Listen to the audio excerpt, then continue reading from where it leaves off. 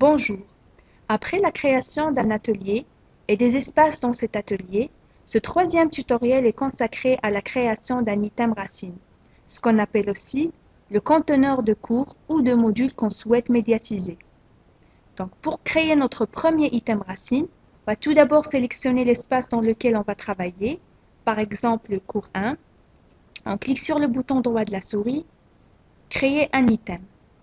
Donc, dans la boîte de dialogue qui s'affiche, et parmi la liste des items qui sont proposés, on va sélectionner module Opal, c'est-à-dire le fichier principal qui va nous permettre d'éditer et de composer le contenu pédagogique qu'on veut travailler. Ensuite, on va le renommer.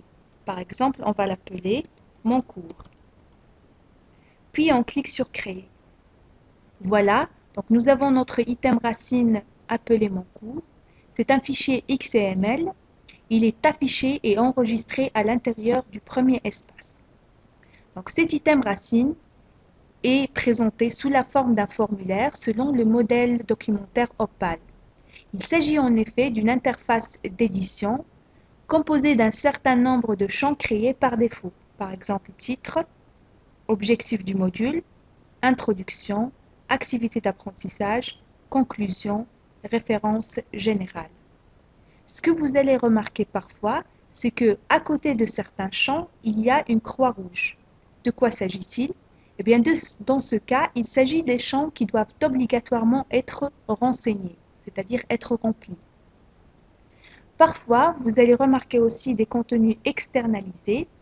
Dans ce cas, vous n'avez qu'à mettre votre curseur sur le point d'interrogation, cliquer sur le bouton droit de la souris et internaliser ce contenu.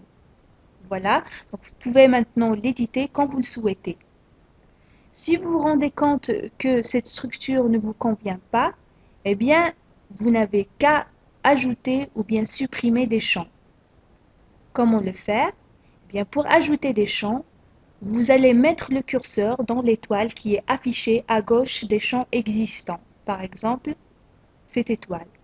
On clique sur le bouton droit de la souris. Parmi les champs qui sont proposés, on sélectionne celui qui nous intéresse. Par exemple, on va choisir division. Voilà. Par contre, si vous voulez supprimer un champ qui ne vous intéresse pas, supposons qu'on veut supprimer activité d'apprentissage, on n'a qu'à le sélectionner, cliquer sur le bouton droit de la souris et supprimer. Voilà. Donc ce troisième tutoriel est terminé.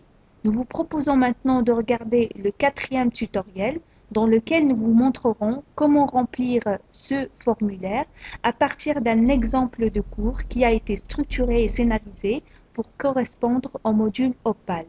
Merci.